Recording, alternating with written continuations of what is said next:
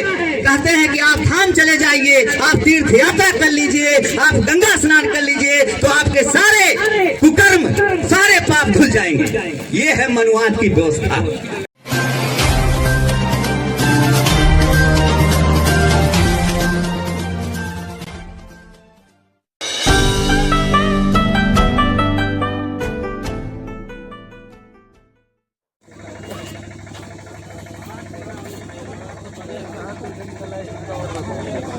Doctor साहब जय भीम।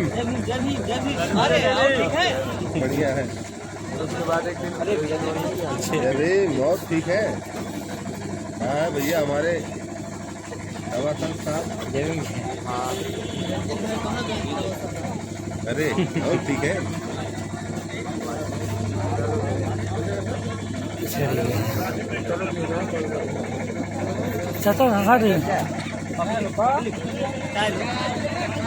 गरीब से ले लो ताकि बता दिया है साफ है। तो तुम यही चलाओ, ये 50 दवाई है यार भाई कैमरा किसका कैमरा भैया अनुमता हमारे चुका थे अब अमर है, अमर है, अमर है, अमर है, अमर है, अमर है, अमर है, अमर है, अमर है, अमर है, अमर है, अमर है, तिरंगा अमर है, अमर है, अमर है। जय भीम, जय भीम, जय भीम, जय जय जय जय भीम, जय भीम, जय भीम, जय जय जय जय भीम, जय भीम, जय भीम।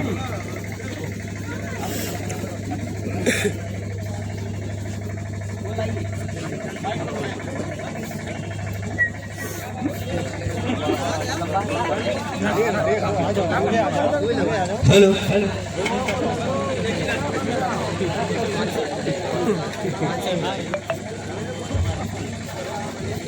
सबसे पहले मानवता का पाठ पढ़ाने वाले तथागत बुद्ध जी और जो है भारत देश का सुंदर संविधान देने वाले बाबा साहब और बहुजन में जन्मे आरक्षण के जनक छत्रपति साहू जी महाराज और राष्ट्रपिता ज्योतिबा फूले और शिक्षा की देवी माता सावित्रीबाई फूले और पेरियार नायकर जी सच्ची रामायण की चाबी लिखने वाले पेरियार लाल यादव और सम्राट अशोक जी और वीरांगना झलकारी बाई, उदा देवी और जितने भी बहुजन में जन्मे संत महापुरुष हैं, सभी के चरणों में मैं श्रद्धा का सुमन अर्पित कर रहा हूं। मैं आप सभी लोगों का साथी एक्शन न्यूज डॉक्टर ग्राज चैनल अम्बेडकर नगर की धरती से। तो साथियों, मैं जय भीम चेतना समिति के सभी लोगों का, जितने व्यवस्थापक हैं, कार्यकर्ता हैं, उनका मैं साधुवाद कर रहा हूं। और हमारे बीच में मौजूद हैं जय भीम चेतना समिति के अध्यक्ष जो है संजीव बौद्ध जी का मैं बहुत साधुवाद कर रहा हूं दिल की गहराइयों से, कि जब भी बहुजन का कुछ भी कार्यक्रम होता है बढ़ चढ़कर हिस्सा लेते हैं। और हमारे बीच में मौजूद है जिला पंचायत सदस्य जो है राजेंद्र जी और पूर्व जिला पंचायत सदस्य जो है राजमन भारती जी, मैं साधुवाद कर रहा हूं। और जितने भी साथी हैं सबका मैं साधुवाद कर रहा हूं। और जिला अस्पताल के डॉक्टर ओपी राव जी मौजूद हैं, इनका मैं साधुवाद कर रहा हूं। तो डॉक्टर मौर्य जी जो कि बसखारी डॉक्टर मौर्य जी, उनका मैं साधुवाद कर रहा हूं। और शेखर भाई, इनका साधुवाद, जितने भी लोग हैं इनका साधुवाद, सबका मैं साधुवाद कर रहा हूं दिल की गहराइयों से। और साथियों, मैं बहुजन समाज का बेटा, आप सभी लोगों का शुभचिंतक, क्योंकि जितने लोग यहाँ पर एकत्रित हुए हैं सभी मेरे अपने हैं। और जब भी कोई कार्यक्रम होता है साथियों, तो संजीव बौद्ध जी जो अध्यक्ष हैं जय भीम चेतना समिति के, और जितने व्यवस्थापक या कार्यकर्ता हैं मुझे याद करते हैं और मैं यहाँ उपस्थित रहता हूँ। बहुत बहुत साधुवाद है आप लोगों का कि आप लोग हमेशा हमको याद करते हैं और हम आते हैं। साथियों, जैसा कि हमने कहा और आप लोग जान रहे हैं कि आज रविदास जी की जयंती है और पूरा भारत देश इनकी जयंती मना रहा है, इनकी जयंती मना रहा है। और एक चीज हम जिक्र करना चाहेंगे साथियों कि आखिर रविदास जी जो संत हैं, गुरु हैं, इनकी जयंती क्यों भारत देश मना रहा है। आज किसी भी धर्म के लोग हों, किसी भी संप्रदाय के लोग हों, कोई भी राजनीतिक पार्टियां हों, आज मनाने के लिए तत्पर है। कोई भी राजनीतिक पार्टियां हो साथियों, वो मनाने के लिए तत्पर है। तो उसका सबसे बड़ा कारण है कि मैं थोड़ा प्रकाश डालना चाहूंगा कि रविदास जी की जयंती लोग क्यों मना रहे हैं, उनके जीवन परिचय के बारे में आप लोगों को बताना चाहूंगा। साथियों, रविदास जी का जन्म गोवर्धनपुर गांव जो कि वाराणसी में पड़ता है, काशी आप जानते हैं, तो वहां पर इनका जन्म 1398 ईस्वी के बीच में हुआ। और इनके जो है माता का नाम कर्मा देवी और पिताजी का नाम संतोख दास। और साथियों, इनका जन्म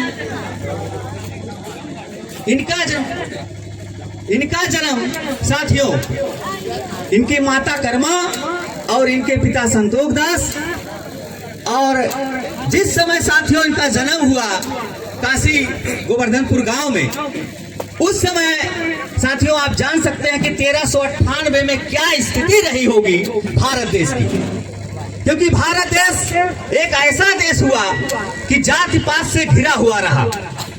आज तक साथियों जाति है कि जाति नहीं, आज एक स्थिति आज भी है कि नहीं जा पा रही है। तो उस समय में जब इनका जन्म हुआ संत गुरु रविदास जी का, तो क्या स्थिति रही होगी आप जान सकते हैं। तो संत गुरु रविदास जी का जब जन्म हुआ, धीरे धीरे साथियों जब ये बढ़े तो इन्होंने चिंतन और मनन किया और कबीर दास जी के सहायक रहे। आप देखते होंगे, आप किताबों में पढ़े होंगे कि गुरु जो है कबीर दास जी भी हैं, तो गुरु कबीर दास जी के समकक्षी रहे हैं। और साथियों इनका एक चीज सबसे ज्यादा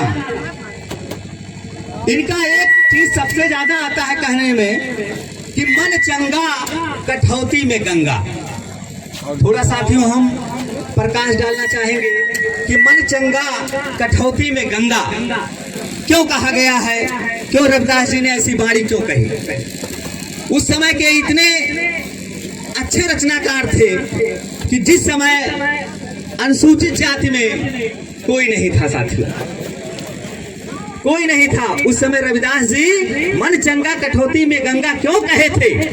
और तमाम ऐसे साथी हैं कि जो है, अभी आप मूवी देखेंगे साथियों, आज बताना जरूरी है इस चीज को, मूवी देखेंगे तो लोग इनको गंगा से जोड़ दिए हैं। आप देखेंगे कठौती में गंगा दिखाते हुए काल्पनिक चीज दिखाते हैं। मनुवाद के लोग जितने लोग हैं साथियों, वो लोग रविदास जी को मनुवादी बता दिए हैं। जबकि रविदास जी ने कहने का तात्पर्य क्या था साथियों कि मन चंगा कठौती में गंगा, क्योंकि उस समय जो हिंदू धर्म के लोग थे वो गंगा को पवित्र मानते थे, देवी मानते थे और स्नान करने जा रहे थे। और लोगों के अंदर एक ऐसी विडंबना थी मेरे साथियों, एक ऐसी विडंबना थी, आप कितना भी पाप कर डालिए, आप कितना भी कुकर्म कर डालिए, कितना भी गलत कार्य कर डालिए, लेकिन आप गंगा में अगर स्नान कर लेते हैं तो आपका पाप धुल जाएगा। ये साथियों स्थिति थी, है ना।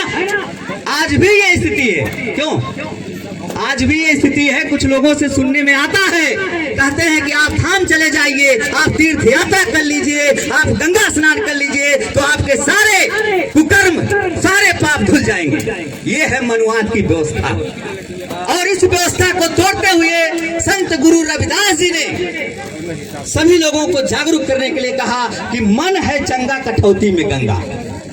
ऐसा नहीं कि उन्होंने कठौती में गंगा दिखाया, ये काल्पनिक है साथियों, ये काल्पनिक है। उनको दबा दिया गया इतिहास के पन्नों में मनुवादी विचारधाराओं के तहत।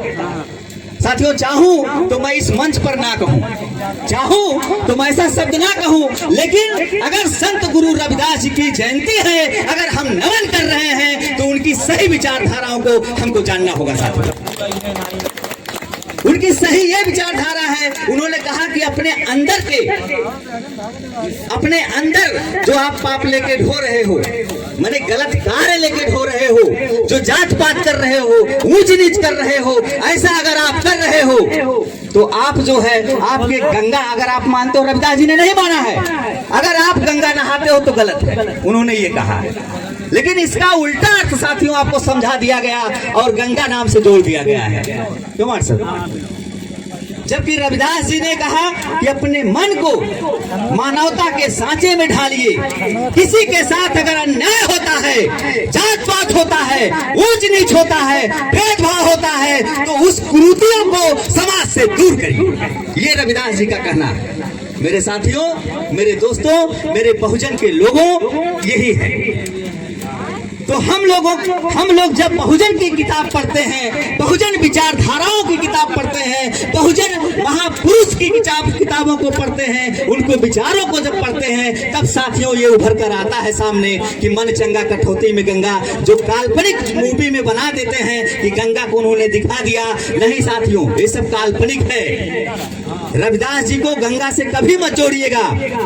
और एक चीज आप देखते होंगे साथियों कि हिंदू धर्म के अलावा कोई ऐसा धर्म नहीं है जो पानी को, वाटर को गंगा का रूप दे। क्यों? उसको बाबा साहेब जी ने भी कहा है कि ये जल है, और पानी कहा है उन्होंने, और महार तालाब में, चावदार तालाब में आप लोगों के लिए लाठियां बाबा साहेब जी खाए, तब जाके आप बिस्लेरी का पानी साथियों पी रहे हैं, नहीं तो पीने को नहीं पाते। बहुजन महापुरुषों की कुर्बानी है साथियों। आज मेरी बात से अगर किसी को कष्ट होगा तो मैं क्षमा चाहूंगा, लेकिन साथियों ये मेरी विचारधारा नहीं है, ये बहुजन महापुरुषों की विचारधारा है, जिनकी जयंती हम लोग मना रहे हैं। और साथियों, जब 14 अप्रैल आता है, आप तो देख ही रहे हैं कि यहाँ पर जो है प्रतिमा लगी हुई है बाबा साहेब की, बुद्ध जी की, तो इन लोगों का जवाब ही नहीं है पूरे विश्व में। इन लोगों का तो जवाब ही नहीं है पूरे विश्व में, क्योंकि मानवता का पाठ पढ़ाने वाले, लाइट ऑफ एशिया कहे जाने वाले, मानव को एक समान समझने वाले अगर कोई इस दुनिया में है लोगों के दिलों में, तो बुद्ध जी। और साथियों, थोड़ा मैं बुद्ध जी के बारे में बताना चाहूंगा। बुद्ध जी वास्तव में पहले बुद्धू थे। पूछिए क्यों? राजा थे, सिद्धार्थ उनका नाम था, लेकिन किसी के कहने की वजह से उनको जो है राजपाट में ही कैद कर दिया गया कि आगे चल के वो संत बन जाएंगे या सन्यासी बन जाएंगे। उनके पिता शुद्धोधन ने उनको राजपाट में सारे सुख चैन दे दिए और सांसारिक रूप से बाहरी लोगों को देखने के लिए मना था। और जिस जगह वो रह रहे थे बुद्ध जी, हमको साथियों जानना जरूरी है, क्योंकि अगर प्रतिमा लगी है, हम लोग नमन करते हैं, तो उनकी विचारधाराओं को, उनके इतिहास को जानना बहुत जरूरी है। नहीं तो जय जय जय जय जय भीम, नमो नमो बुद्धाय कहने से साथियों कुछ नहीं होने वाला। जय रविदास कहने से कुछ नहीं होने वाला। जब तक हम उनकी विचारधाराओं को नहीं जानेंगे, जब तक हम अपना इतिहास नहीं जानेंगे साथियों।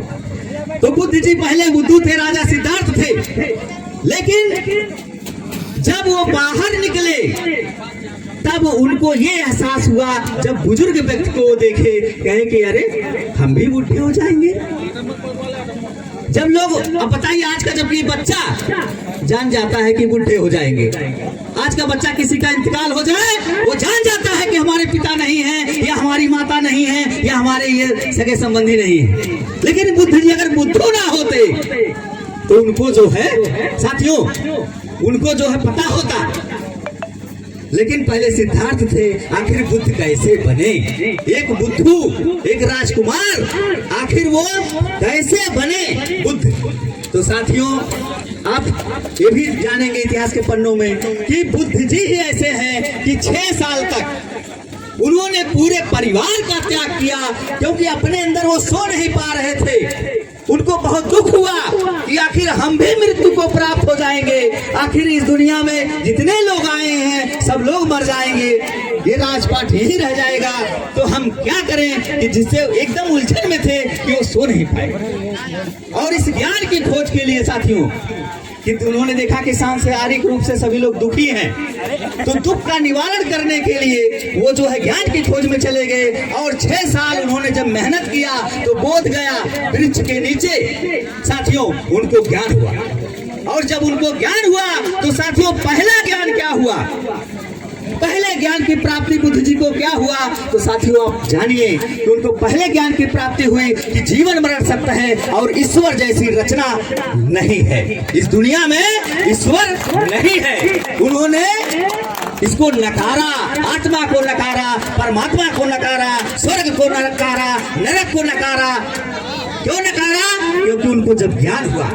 और एक चीज और बता दे साथियों कि बुद्ध ही ऐसे हैं कि जो विश्व गुरु हैं, बिना गुरु के ज्ञान।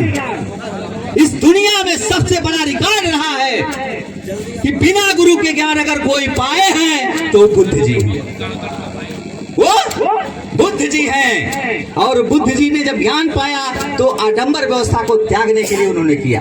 और उन्हीं के रास्ते पर जितने भी बहुजन महापुरुष हैं सभी लोगों ने चलने का प्रयास किया, सभी लोग चले उस रास्ते पर।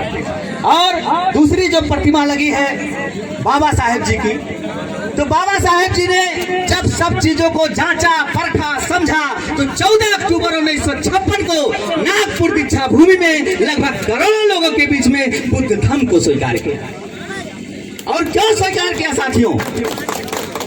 उसका सबसे बड़ा कारण रहा कि बुद्ध का धम्म, ऐसा रास्ता, क्योंकि लोग और धर्मों के लोग मुक्त, वो लोग बताते थे मोक्ष का रास्ता बताते थे।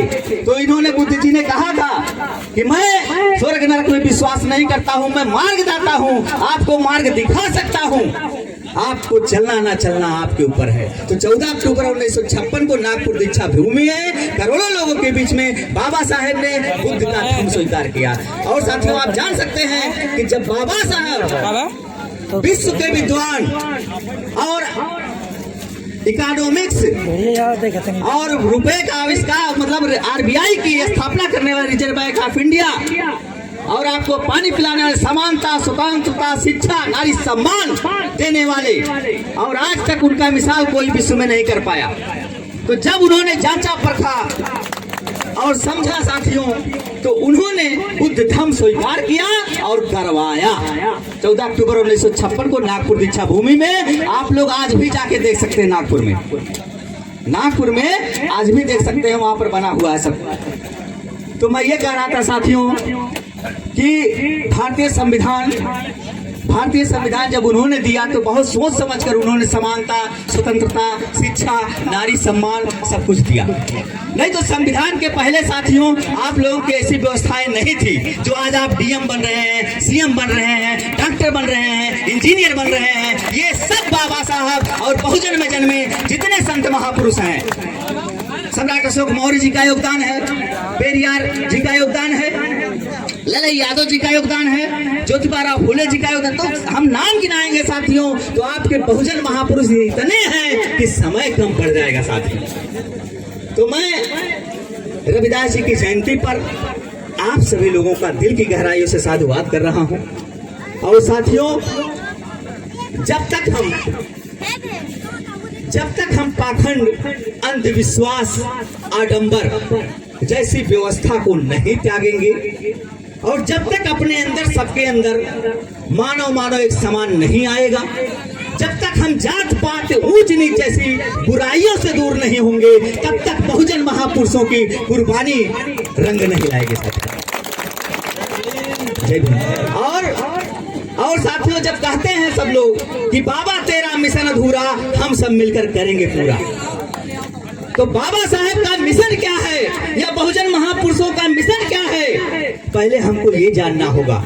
रविदास जी की जयंती पर है तो रविदास जी का मिशन क्या था, पहले जानना होगा, तब जाके हम लोग मिशन पूरा करेंगे साथ में।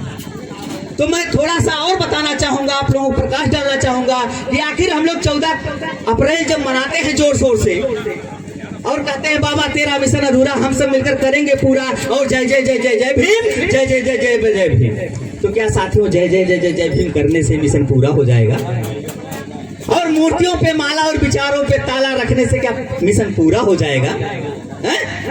नहीं तो आपसे ज्यादा तो ना मानने वाले लोग मूर्तियों पे माला पहनाते हैं, जो बाबा साहेब को मानते ही नहीं लेकिन उनके बारे में जानते हैं। लेकिन साथियों, अफसोस हमको होता है कि हम लोग तो ज्यादा मानते हैं लेकिन बाबा साहेब की विचारधाराओं को कम जानते हैं। क्यों? हमको जरूरी है विचारधाराओं को जानने की।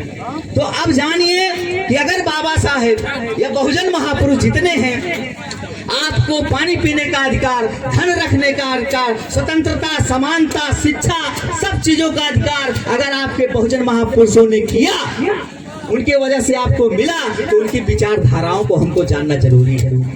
तो साथियों, उनकी विचारधाराओं को जानने के लिए बाबा साहेब जी ने जो 14 अक्टूबर 1956 को 22 प्रतिज्ञाएं हम लोगों को दिए हैं। क्यों? और 30 पंचशील दिया गया है, 30 पंचशील दिया गया है और 22 प्रतिज्ञाएं दिए गए हैं। जब तक हम उनका पालन नहीं करेंगे, उनकी विचारधाराओं पे नहीं चलेंगे, और बहुजन महापुरुषों की जितनी किताबें हैं, साथियों, बहुजन महापुरुषों की किताबें, अभी हम बहुत लोगों से पूछें, ये नहीं कि मैं बहुत बड़ा ज्ञानी हूँ, लेकिन आप लोगों के बीच में रहकर, आप लोगों का भाई, आप लोगों का बेटा, आप लोगों का शुभचिंतक बहुजन समाज का, तो जितने लोग अभी हम पूछे कि बहुजन महापुरुषों की किताबें क्या घर में है, तो बहुत कम लोगों को साथियों मिलेंगी। अब देखिए, बहुजन महापुरुषों की किताबें देख लीजिए कि ज्योतिबा फूले जी की, अभी पूछ लिया जाए कि ज्योतिबा फूले जी ने कौन सी किताब लिखी है, पता ही नहीं। क्यों? बहुत कम लोगों को पता होगा, यानी 100 में से 10 लोग % पता होगा, नहीं तो 90% मामला साफ है ना। तो साथियों, का मिशन पूरा होगा। उनकी किताब है गुलामगिरी, घर घर में उसको पढ़ने की जरूरत है। बाबा साहेब जी की किताब है बुद्ध और उनका धम्म। और साथियों, भारतीय संविधान तो हर कोई जानता है, हर कोई जानता है कि बाबा साहेब जी ने भारतीय संविधान लिखा है। और पेरियार ललई यादव जी की किताब है सच्ची रामायण, लेकिन बहुत कम लोगों, कांसीराम साहब जी की किताब है चमचा युग। तो हमको जरूरत है कि बहुजन महापुरुषों की लिखी हुई किताबों को पढ़ने की, तब विचारधारा साथियों हम लोग जान पाएंगे। आज आप लोगों का साथी, आप लोगों का बेटा सिर्फ 1% पढ़ा होगा, या 0 से सिर्फ थोड़ा पॉइंट से थोड़ा सा आगे, अभी जबकि 100% होता है। 1% हो पढ़े हैं, तब जाके आप लोगों के बीच में कुछ बोल पा रहा हूं। लेकिन जिस दिन मैं ज्यादा पढ़ लूंगा, उस दिन क्या होगा? यही बात थी कि मानवर कांसीराम साहब एक बार कैडर कर रहे थे साथियों, एक बार वो कैडर कर रहे थे, तो बैठे थे कैडर में। आज साथियों, मानवर कांसीराम साहब जी ना होते तो आज हम लोग क्या जान पाते जय भीम कौन थे? जान पाते? हमारे दादा भी होंगे, बुजुर्ग लोग यहाँ पर उपस्थित हैं, जान पाते? नहीं जान पाते। अगर मानवर कांसीराम साहब जी ना आए होते तो हम लोग नहीं जान पाते जय भीम कौन। तो मानवर कांसीराम साहब जी का जब कैडर चल रहा था, तो कैडर में एक व्यक्ति उनसे मिला, हम लोगों की तरह एक व्यक्ति उनसे मिला, तो उन्होंने कहा, मानवर कांसीराम साहब जी ने कहा, क्या आप बहुजन महापुरुषों की कुछ किताबों को पढ़े हैं, बाबा साहेब के बारे में कुछ जानते हैं? तो उस आदमी ने कहा कि पढ़े तो है, पढ़े थे, कम पढ़े, बहुत पढ़े, पढ़े थे, बहुत पढ़े हैं। तब मानवर कांसीराम साहब जी ने कहा कि आप पढ़े हैं, और क्या? जब आप पढ़े तो अरे यार, आप जिंदा कैसे हैं? मानवर कांसीराम साहब जी ने कहा कि आप जब सब किताबें बाबा साहब की पढ़ लिए, या बहुजन महापुरुषों की किताबें पढ़ लिए, तो आप जिंदा कैसे हैं? तो जिंदा कैसे हैं? अब जो है साथियों, अब ये वो जिंदा कैसे हैं? तब जो है ये हुआ कि मैं सिर्फ उनका एक किताब पढ़ा। मानवर कांसीराम साहब जी ने कहा कि मैं एक किताब सिर्फ उनका पढ़ा, और मेरे अंदर ऐसी चिंगारी आ गई कि मैं रात भर सो नहीं पाता हूँ, और बहुजन आंदोलन के लिए आवाज उठा रहा हूँ। और आप कह रहे हैं कि जो मैं इतनी किताबें पढ़ा, और लेकिन आप जिंदा हैं? अरे आपको मर जाना चाहिए था। कितनी किताबें पढ़ने के बाद, बहुजन महापुरुषों की किताबें पढ़ने के बाद आप जिंदा है, यानी आपके अंदर आंदोलन ही नहीं आया। साथियों, तो वही मैं कह रहा हूँ कि मानवर कांसी राम साहब जी जब एक किताब पढ़े तो ऐसा आंदोलन किए कि पंजाब से वो आए, पंजाब की धरती से आए और जो है उत्तर प्रदेश की धरती पर आए और ऐसा परचम बहुजन का लहरा दिए कि उनकी वजह से आज लोग हर पार्टियों के लोग, उनकी वजह से आज हर पार्टियों के लोग नतमस्तक होते हैं और जय जय जय जय जय जय जय जय भीम करते हैं। साथियों, है कि नहीं? सच्चाई है ना, सच्चाई है। तो साथियों, हम लोगों को वही मैं कह रहा हूँ कि जरूरत है किताबों को पढ़ने की। और जो है एक चीज और मैं बताना चाहूंगा कि आपका सबसे, जैसे लोग बहुत किताबें देखते हैं, लेकिन साथियों राष्ट्रीय पुस्तक अगर कोई है हम लोगों का तो भारतीय संविधान है। राष्ट्रीय पुस्तक अगर है तो भारतीय संविधान है। हमको संविधान को मानना होगा और बहुजन विचारधाराओं के साथ चलना होगा, तब जाके साथियों मिशन पूरा होगा।